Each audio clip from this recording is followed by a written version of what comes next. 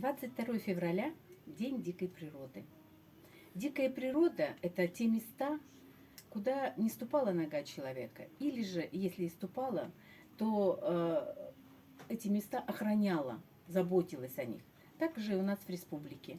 У нас есть дирекция по особо охраняемым природным территориям, которая как раз занимается охраной таких заповедных мест.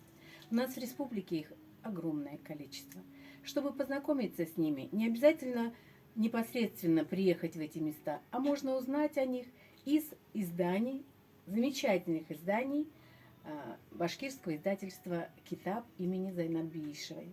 Я хочу познакомить вас с одним из этих изданий, великолепно изданная книга-альбом на 3 языках,